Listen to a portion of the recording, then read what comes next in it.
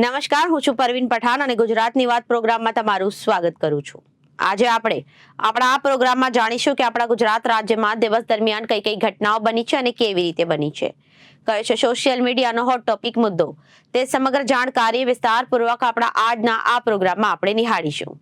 તો ચાલો જાણીએ અને નજર કરીએ શરૂઆતના મુખ્યના વિશેષ સમાચારો પર. કોલ્ડ વેવની આગાહી વચ્ચે નલિયા ઠંડુગાર, રાજકોટ અને અમરેલીમાં 10 ડિગ્રીથી ઓછું તાપમાન નોંધાયું. અમદાવાદમાં ઠંડીનું જોર ઘટતા લોકોને રાહત મળી. તો બીજી બાજુ હેવાને એટલી હદે ક્રૂરતા આચરી કે બાળકીની ફરી સર્જરી કરાઈ. વડોદરાની એસએસજી હોસ્પિટલમાં 2.5 કલાક સર્જરી ચાલી. માતાનું ઓટી બહાર હૈયાફાટ રુદન, બાળકીની સ્થિતિ નાજુક. તો બીજી બાજુ ગુજરાતમાં તહેવાર સમયે ફરી ડ્રગ્સનો કારોબાર યથાવત. અમદાવાદમાં ડ્રગ્સ બાદ હવે 3.60 કરોડનો ગાંજો ઝડપાયો. બેંકોકથી લાવેલો ગાંજો યુવક મોરબી વેચવા જઈ રહ્યો હતો ત્યારે પોલીસે ઝડપ્યો. તો બીજી બાજુ ગુજરાતની સમસ્યાઓનો ઠેર ઠેરની કોર્પોરેટરોના જલસા. જનતાએ કહ્યું કે અહીં રસ્તાનું કહીએ તો કહે ડામર સિમેન્ટ નથી અને 2 કરોડ ખર્ચી શ્રીનગરમાં શું સ્ટડી કરવા ગયા છે તે સમજાતું નથી. તો બીજી તરફ સુરેન્દ્રનગરના MP Shah arts and science college ખાતે આંતરરાષ્ટ્રીય મેગા એક્ઝિબિશન ગ્લોબલ ઝાલાવાડ 2024ની તાડમાર તૈયારીઓ શરૂ કરાઈ. અને બીજી તરફ ડોક્ટરની બેદરકારી સામે આવી. રાજકોટની યુનિકેર હોસ્પિટલમાં યુવતીને ડાબા પગમાં ગાંઠ હતી અને ડોક્ટરે જમણા પગનું ઓપરેશન કરી નાખ્યું.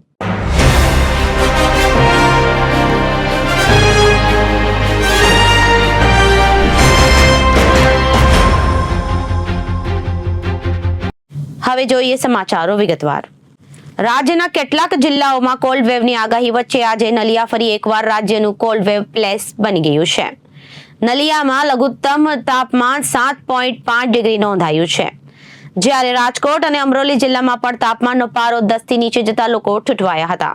જોકે અમદાવાદમાં લઘુત્તમ તાપમાન સામાન્ય કરતા 1.2 ડિગ્રીનો વધારો થતા લોકોએ ઠંડીમાં રાહત અનુભવી હતી. અમદાવાદમાં એક જ દિવસમાં લઘુત્તમ તાપમાનમાં 3 ડિગ્રીનો વધારો નોંધાયો છે. રાજ્યમાં સૌરાષ્ટ્ર કચ્છમાં ઠંડીનું જોર યથાવત જોવા મળી રહ્યું છે. કચ્છમાં કોલ્ડ વેવની આગાહી વચ્ચે નલિયામાં સૌથી ઓછું 7.5 ડિગ્રી તાપમાન, જ્યારે ભુજમાં 10.6, કંડલામાં 13.5 ડિગ્રી તાપમાન નોંધાયું હતું, જ્યારે રાજકોટમાં 9.3 ડિગ્રી, અમરોલીમાં 9.8 ડિગ્રી, પોરબંદરમાં 10.5 ડિગ્રી અને ભાવનગરમાં 14.4 ડિગ્રી તાપમાન નોંધાયું છે. દર શિયાળામાં સામાન્ય રીતે ગુજરાતમાં નલિયા અને ડીસામાં સૌથી ઓછું તાપમાન નોંધાતું હોય છે. ચાલુ સિઝનમાં નલિયા અને ડીસા ઉપરાંત રાજકોટ અને અમરેલીમાં તાપમાનનો પારો 10 ડિગ્રીની નીચે સરકી રહ્યો છે. આજે પણ અમરેલી જિલ્લામાં 9.8 ડિગ્રી, જ્યારે રાજકોટમાં 9.3 ડિગ્રી તાપમાન નોંધાયું હતું. ગુજરાતના વિસ્તારોમાં છેલ્લા 24 કલાક દરમિયાન લઘુત્તમ તાપમાનમાં વધારો નોંધાયો છે, જેમાં અમદાવાદ શહેરમાં ફક્ત 24 જ કલાકમાં લઘુત્તમ તાપમાનમાં 3 ડિગ્રી સેલ્સિયસનો વધારો નોંધાયો હતો. જ્યાં 17 ડિસેમ્બરની રાત્રે અમદાવાદ શહેરમાં સિઝનનું સૌથી ઓછું 11.8 ડિગ્રી સેલ્સિયસ લઘુત્તમ તાપમાન નોંધાયું હતું, જ્યારે ગત રાત્રે તેમાં 3 ડિગ્રી સેલ્સિયસ વધી 14.8 ડિગ્રી સેલ્સિયસ લઘુત્તમ તાપમાન નોંધાયું હતું. આ ઉપરાંત વડોદરામાં 12.8 ડિગ્રી સેલ્સિયસ, રાજકોટમાં 9.3 ડિગ્રી સેલ્સિયસ અને સુરતમાં 15.2 ડિગ્રી સેલ્સિયસ લઘુત્તમ તાપમાન નોંધાયું હતું. હવામાન વિભાગની આગાહી મુજબ છેલ્લા 48 કલાક દરમિયાન કચ્છ જિલ્લામાં કોલ્ડ વેવની આફત મંડરાઈ રહી છે, એટલે કે અત્યંત ઠંડીનું જોર યથાવત રહેશે. આ સાથે સૌરાષ્ટ્રના જિલ્લાઓમાં પણ હાલની સ્થિતિ કરતાં પણ 1 થી 1.5 ડિગ્રી સેલ્સિયસ તાપમાન ઘટે તેવી શક્યતાઓ વ્યક્ત કરવામાં આવી છે. ઉત્તર ગુજરાત અને મધ્ય ગુજરાતના ભાગોમાં પણ આગામી 3 દિવસ ઠંડીનું પ્રમાણ યથાવત રહેવાની શક્યતાઓ છે, જ્યારે દક્ષિણ ગુજરાતના ભાગોમાં આગામી 3 દિવસ તાપમાન યથાવત રહેશે અથવા તો 1-8 ડિગ્રી સેલ્સિયસ વધારો નોંધાઈ શકે છે. સૌરાષ્ટ્ર અને કચ્છના ભાગોમાં આ વર્ષે જે પ્રમાણે ડિસેમ્બર મહિનાની ઠંડી પડી રહી છે તેનું મુખ્ય કારણ એ છે કે ઉત્તર ભારતમાં કેટલાક દિવસોથી હિમવર્ષા થઈ રહી છે તથા ઉત્તર દિશા તરફથી બર્ફીલા પવનો ગુજરાત તરફ આવી રહ્યા છે, કારણ કે સૌરાષ્ટ્ર કચ્છના ભાગો પર છેલ્લા 10 દિવસથી ઉત્તર દિશા તરફથી સીધા પવનો ફૂંકાઈ રહ્યા છે, જેના કારણે તાપમાનનો પારો ગગડ્યો છે. જ્યારે ઉત્તર, મધ્ય અને દક્ષિણ ગુજરાતમાં ઉત્તર અને ઉત્તર પૂર્વ દિશા તરફથી પવનો આવી રહ્યા છે. આ ઉપરાંત દક્ષિણ ગુજરાત નજીક દરિયાકાંઠો હોવાથી ત્યાં તાપમાન મુખ્યત્વે સમતોલ રહે છે, જેથી આગામી 48 કલાક દરમિયાન દક્ષિણ ગુજરાતના ભાગોમાં લઘુત્તમ તાપમાન અને મહત્તમ તાપમાનમાં 1 ડિગ્રી સેલ્સિયસનો વધારો થઈ શકે છે. ગુજરાતના વિવિધ ભાગોમાં ઠંડીનું જોર જુદું જુદું છે. કચ્છમાં કોલ્ડ વેવની અસર જાહેર કરવામાં આવી છે, પરંતુ ગત રોજ કચ્છ પર આવતા પવનોની દિશા બદલાઈ હોવાથી કચ્છના તાપમાનમાં 1 ડિગ્રી સેલ્સિયસનો વધારો થવાથી કોલ્ડ વેવની શક્યતાઓ નહીવત બની છે. પરંતુ તેના બદલે પોરબંદર અને રાજકોટમાં આગામી 2 દિવસ સુધી ઠંડીનું મોજું ફરી વળશે. આથી રાજકોટ અને પોરબંદરમાં આગામી 2 દિવસ માટે ઠંડીનું યેલો એલર્ટ જાહેર કરવામાં આવ્યું છે.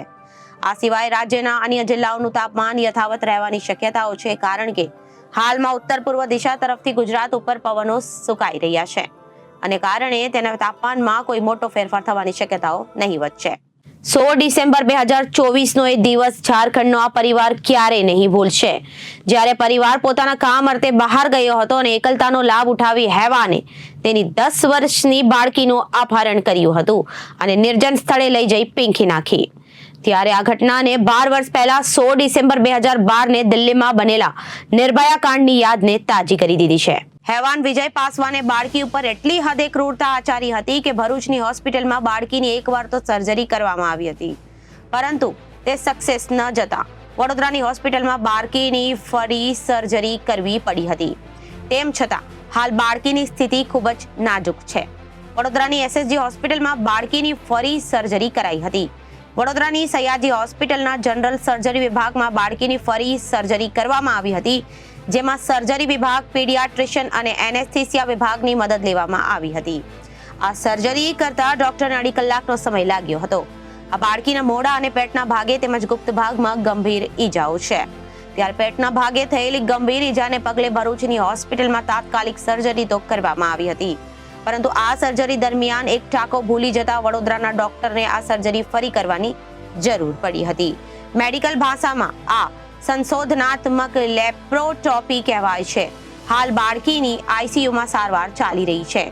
ઝારખંડના પરિવારમાં પતિ પત્ની સાથે 4 બાળકો છે, જેમાં 2 પુત્ર અને 2 પુત્રી છે. એક તરફ સયાજી હોસ્પિટલમાં વહાલસોઈ દીકરીની હોસ્પિટલમાં સર્જરી ચાલી રહી છે, તો બીજી તરફ ઓપરેશન થિયેટર બહાર મોતનું હૈયાફાટ રુદન હોસ્પિટલ પરિસરમાં ગુંજી રહ્યું છે. દ્રશ્ય કેમેરામાં કેદ થયા છે. જો કે આ દરમિયાન અન્ય 3 બાળકીઓની સરસંભાળ લેવા સમાજ કલ્યાણ વિભાગના વોલેન્ટિયર પણ ત્યાં ઉપસ્થિત હતા અને બાળકોને સાચવી રહ્યા હતા.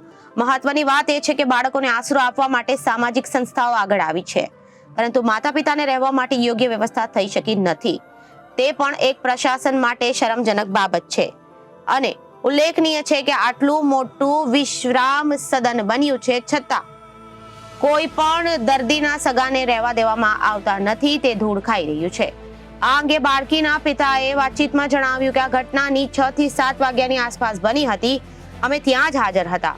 અમે 8 વાગે આવ્યા હતા. અમે મજૂરી કામથી આવ્યા પછી અડધો-પોણો કલાક સુધી શોધખોળ હાથ ધરી હતી. ત્યારબાદ રૂમની બાજુમાં ઝાડીમાંથી અવાજ આવતા અમે ત્યાં પહોંચ્યા હતા. હાલમાં બાળકીની સ્થિતિ કેટલી ખરાબ છે તેનો કોઈ અંદાજો નથી. પહેલા બાળકીને મોઢા પર પથ્થર મારવામાં આવ્યો અને બેભાન થઈ ગયા પછી ખરાબ કામ કર્યું હતું. તેમણે વધુમાં જણાવ્યું કે પહેલા બાળકીને ભરૂચની હોસ્પિટલમાં પેટનું ઓપરેશન કરવામાં આવ્યું હતું, પરંતુ આ ઓપરેશન ખોટું થઈ જતા ફરી કરવું પડશે તેવું ડોક્ટરનું કહેવું હતું. યુરિન પીળો આવવાથી ફરી તેને ચેક કરી ઓપરેશન કરવું પડશે તેવું જણાવ્યું હતું. અહીં ખૂબ જ સારી રીતે સારવાર થાય અને અમારે ગુજરાતની બહાર જવાની જરૂર નથી. 4 લાખ રૂપિયાનો ચેક આપ્યો છે અને અન્ય 50,000 રૂપિયા આપ્યા છે. હા સાહેબ, પહેલા મેં રેપ કર્યો, પછી પ્રાઇવેટ પાર્ટમાં લોખંડનો સળિયો નાખ્યો. આ ક્રૂર કબૂલાત ભરૂચના ઝઘડિયા જીઆઈડીસીમાં 10 વર્ષની બાળકી પર રેપ ગુજારનાર હેવાનની છે. એ હેવાન વિજય પાસવાનને તો પોલીસે ગણતરીના કલાકોમાં જ તેના ઘરેથી ઝડપી લીધો હતો, પણ તેની હેવાનિયત સાંભળીને પોલીસના પણ રૂવાટા ઊભા થઈ ગયા હતા.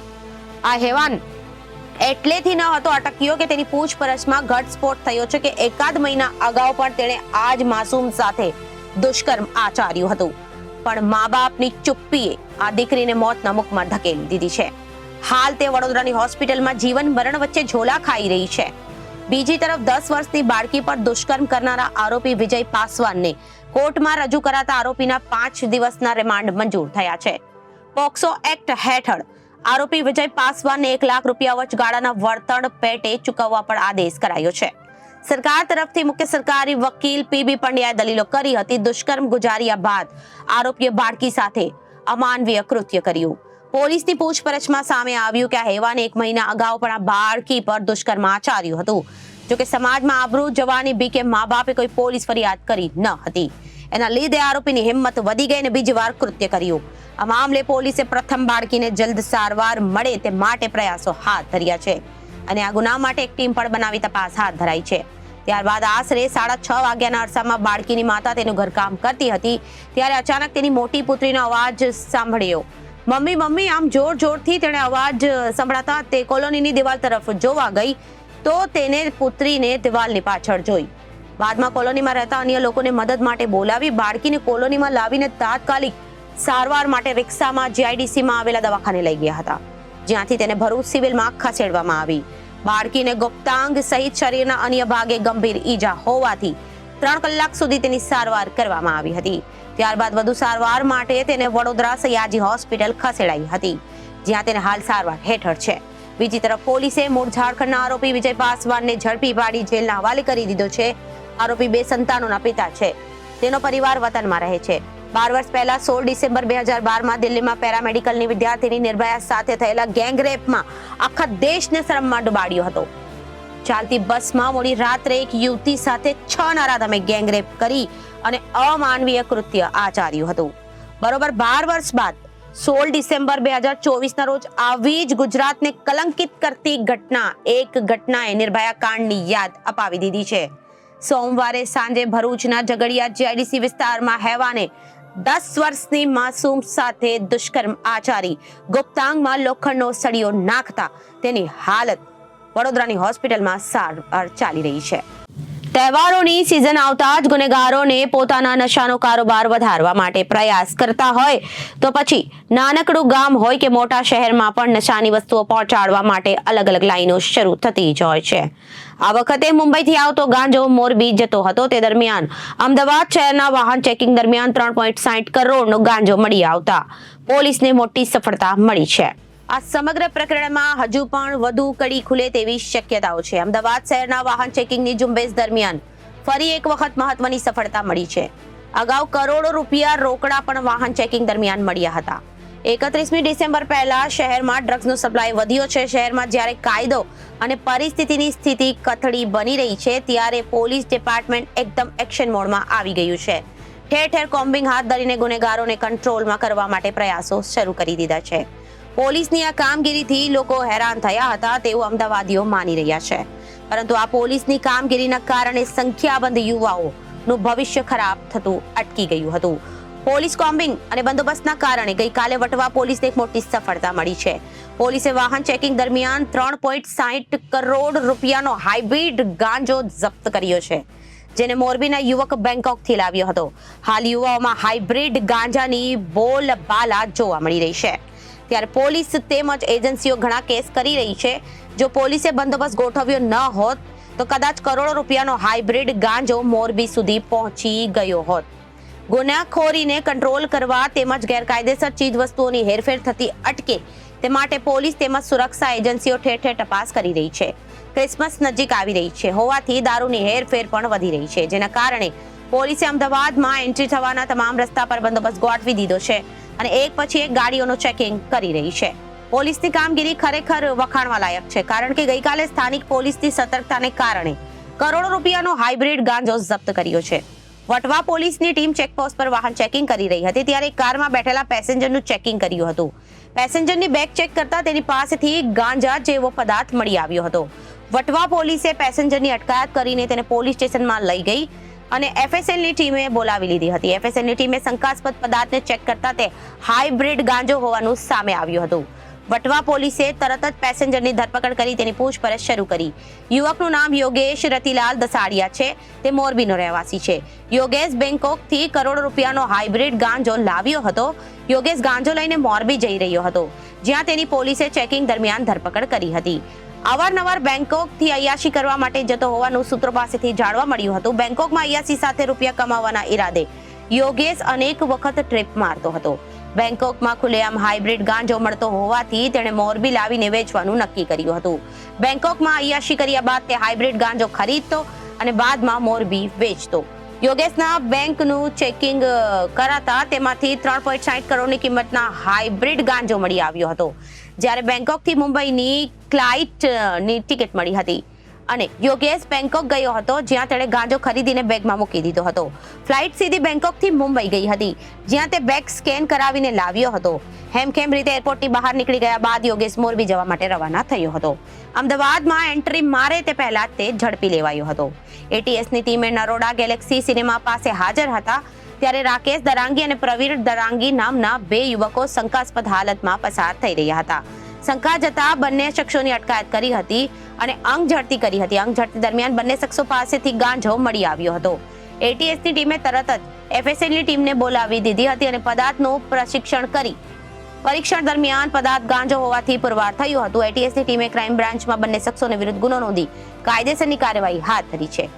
શિયાળાની કડકડાટી ઠંડીમાં અમદાવાદના ભાજપ કોંગ્રેસના કોર્પોરેટરો અને અધિકારીઓએ સ્ટડી ટૂરના નામે જમ્મુ કાશ્મીરના શ્રીનગર ખાતે 18 ડિસેમ્બરથી પ્રવાસે ગયા છે. પ્રથમ તબક્કામાં ભાજપના 40 જેટલા કોર્પોરેટર અને 2 અધિકારી સહિત કુલ 42 લોકો શ્રીનગર ખાતે પ્રવાસ માટે પહોંચી ગયા છે.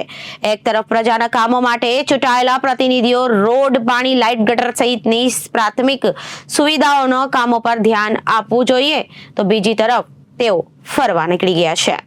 એમ પણ કહેવાતા પ્રજાના સેવકો પ્રજાના 2 કરોડ ખર્ચીને સ્ટડી ટૂરના નામે કાશ્મીર જતા અને કોર્પોરેટરના મત વિસ્તારમાં જઈને નાગરિકોને મંતવ્યો જણાવવાનો પ્રયાસ કર્યો હતો. ભાજપના કોર્પોરેટર ટૂર વિશે વાતચીતમાં જણાવ્યું કે તેમના જ મત વિસ્તારની પ્રજાએ જણાવ્યું કે 2 કરોડ રૂપિયાનો જે ખર્ચ કરવામાં આવ્યો છે, તેના કરતા જો એક સારી સ્કૂલ બનાવી દીધી હોત તો ગરીબ મધ્યમ વર્ગના બાળકો વધારે સારું ભણી શકત. દેશમાં ગુજરાત મોડલ બતાવવા આવે છે, ત્યારે બધા રાજ્યના લોકો આપણા અહીંયા આવતા હોય છે, તો પછી શા માટે શ્રીનગર ગયા છે એ સમજાતું નથી.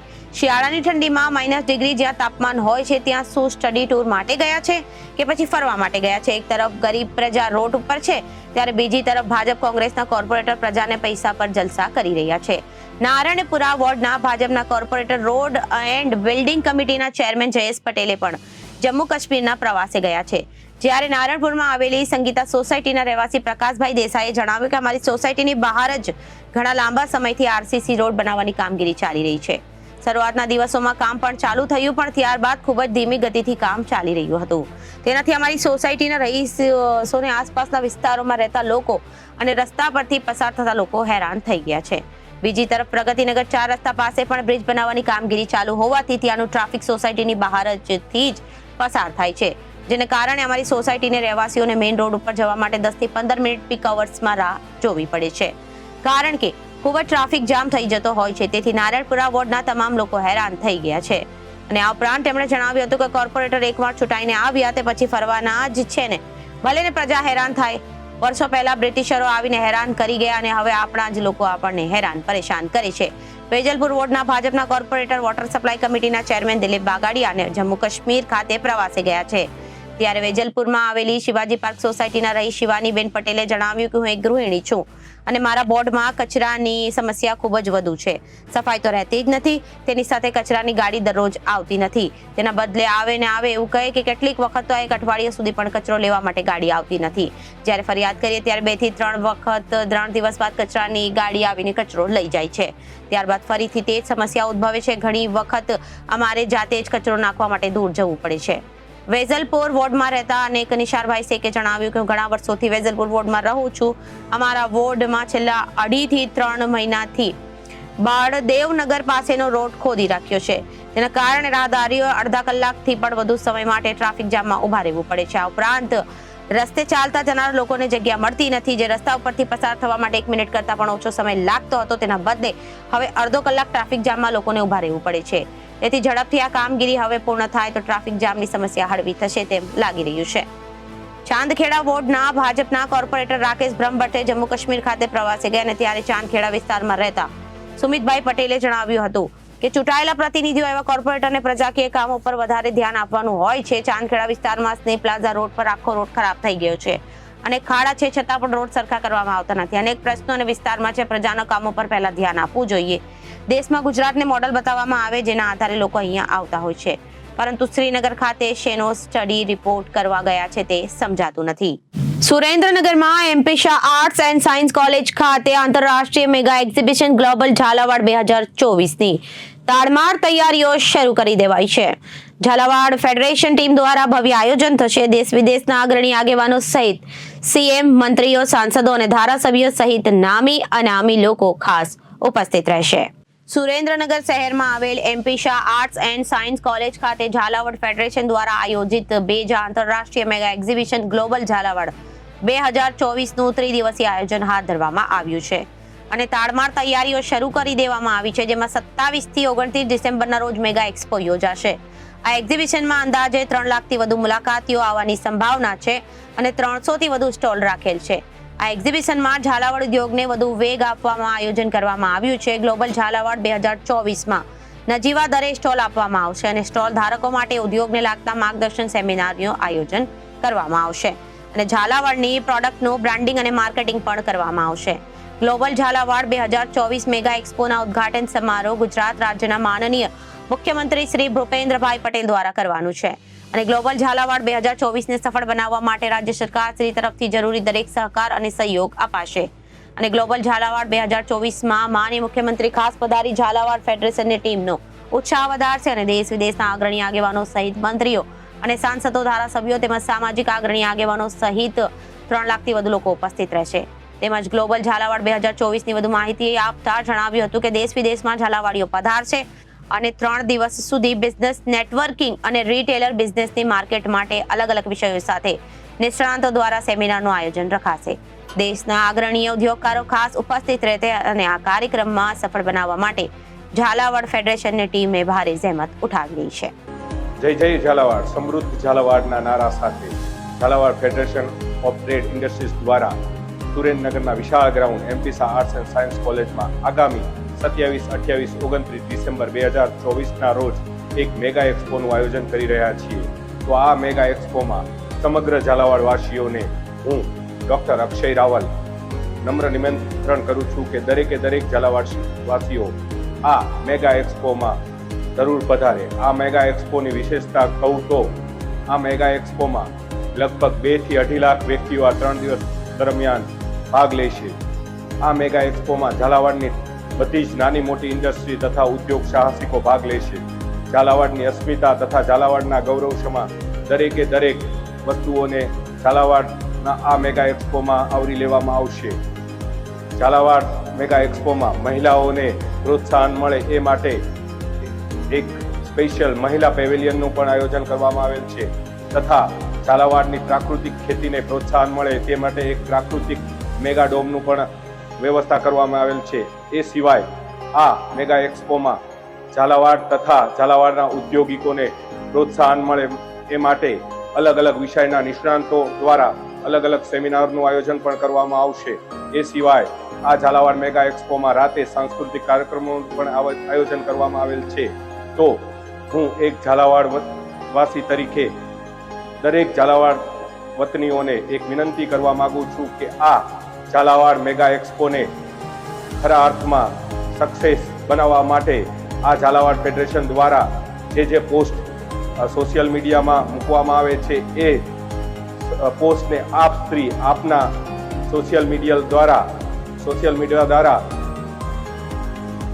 વોટ્સઅપ, ફેસબુક તથા ઇન્સ્ટાગ્રામ દ્વારા દુનિયાના દરેકે દરેક ખૂણા સુધી પહોંચે અને ઝાલાવાડને ખરા અર્થમાં બ્રાન્ડ બનાવી શકાય અને જોરદાર ઝાલાવાડ, સમૃદ્ધ ઝાલાવાડને ખરા અર્થમાં યથાર્થ કરી શકાય તે માટે દરેકે દરેક જગ્યાએ પોસ્ટ કરો અને ઝાલાવાડના ડંકો દુનિયાના ખૂણે ખૂણે સુધી પહોંચે એવું કરો. જય જય ઝાલાવાડ, સમૃદ્ધ ઝાલાવાડ. ઝાલાવાડ ફેડરેશન દ્વારા આયોજિત ગ્લોબલ ઝાલાવાડ 2024ની તૈયારીઓ પુષ્કળ ચાલી રહી છે અને આ તૈયારીના ભાગરૂપે અત્યારે વિશાળ ગ્રાઉન્ડ ઉપર અત્યારે આપણું શહેરના જામનગર રોડ પર આવેલી યુનિકેર હોસ્પિટલમાં ડોક્ટર દોશીએ જૂનાગઢની યુવતીના ડાબા પગમાં ગાંઠ હતી અને ભૂલમાં જમણા પગમાં સર્જરી કરી નાખી અને ઘટના પ્રકાશમાં આવી છે. જૂનાગઢના દોલતપુરા વિસ્તારમાં રહેતી અને ખાનગી પેઢીમાં નોકરી કરતી સપના મહેશભાઈ પટોડિયાએ રાજકોટ ગાંધીગ્રામ પોલીસ સ્ટેશનમાં નોંધાવેલી ફરિયાદમાં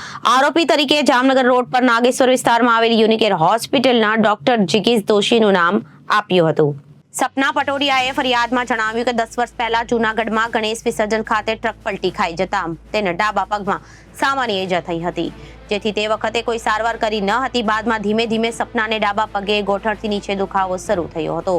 યુવતીએ જૂનાગઢમાં ડોક્ટર નિકુંજ ઠુમ્મર પાસે નિદાન કરાવતા સપનાને ડાબા પગમાં લોહીની ગાંઠ થયાનું સાબિત થયું હતું અને આ માટે વાસ્ક્યુલર સર્જનને બતાવવા ડોક્ટર ઠુમ્મરે કહ્યું હતું.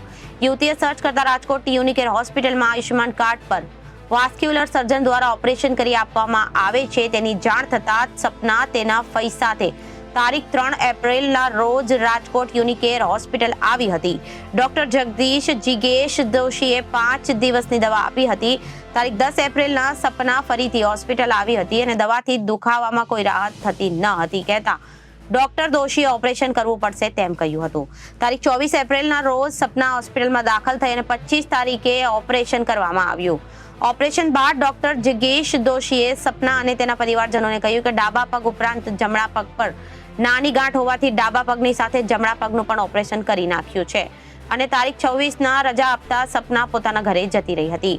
જોકે ઓપરેશન બાદ ડાબા પગનો દુખાવો બંધ થઈ ગયો હતો, પરંતુ જમણા પગમાં દુખાવો થવા લાગ્યો હતો, જેથી સપના ફરીથી ડોક્ટર જગીશ દોશીને મળતા તેણે 6 મહિના આરામ કરવાનું કહ્યું હતું અને આરામ બાદ દુખાવો મટી જશે તેવી વાત કરી હતી, પરંતુ યુવતીને દુખાવાથી રાહત મળી ન હતી.